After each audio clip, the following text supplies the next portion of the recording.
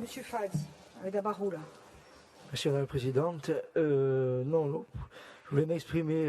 J'ai entendu que c'était la mode de taper sur l'Europe. Je ne le ferai pas parce que je pense que c'est très important qu'aujourd'hui on soit unis, les pays d'Europe centrale et autres soient unis face aux différentes puissances mondiales et montantes.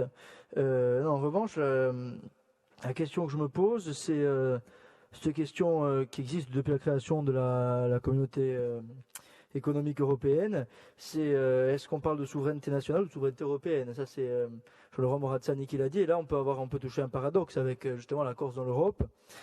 On parle tout à l'heure, je sais plus si, je crois que c'est je sais plus si c'est Léa Ferrandi ou quelqu'un par là, je sais plus, qui a parlé de culture européenne. Oui. Il y a eu un moment, je l'ai noté, je ne sors pas de nulle part. Bon, je ne sais pas qui c'est qui l'a dit. Alors on parle de culture européenne. Nous on avait été à Strasbourg, rappelez-vous, voir les jeunes Européens, et on avait été choqués, on s'était régalé, on avait beaucoup appris aussi, et on avait été choqués avec mon ami Arthur de voir que c'était des jeunes qui appartenaient pas à leur pays, mais qui étaient des jeunes Européens, tout court.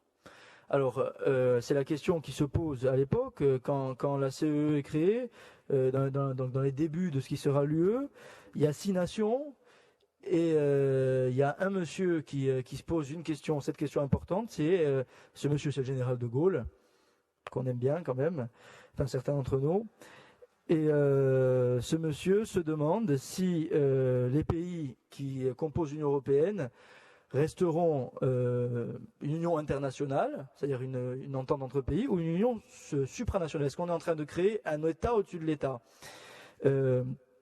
Et dans ce cas-là, alors, est-ce qu'il y a une culture européenne qui est en train de se créer pour effacer les cultures des nations qui la composent? Donc le général de Gaulle avait causé quelques crises d'ailleurs dans l'Union européenne quand il voyait justement qu'on tendait vers le supranational. Quelle est la place de la Corse dans la culture européenne? C'est une question qu'on peut se poser. Surtout qu'on est en train de se rendre compte quand même que l'Union européenne tend de plus en plus vers une tendance supranationale, puisque là où à l'origine les traités disent que l'Union européenne est compétente seulement dans les compétences que les nations lui ont déléguées, il peut arriver qu'elle se saisisse de certains sujets que personne ne lui a délégués. Par exemple l'environnement. Personne n'a jamais délégué ça à l'Union européenne et elle s'en est auto-saisie. Alors où est-ce que ça va s'arrêter? Moi je pense que c'est très important justement de garder une Union européenne, mais il est aussi très important de se demander quelle est la place de chacun des pays, et plus tard peut-être que la Corse sera un pays, puisque on est dans un processus historique. Il est très important de se demander ce qui va se passer pour la suite, et notamment pour notre culture. Est-ce qu'on va conserver notre identité? C'est toujours pareil. Voilà, donc je vous remercie. C'est une question intéressante, je crois, et très importante.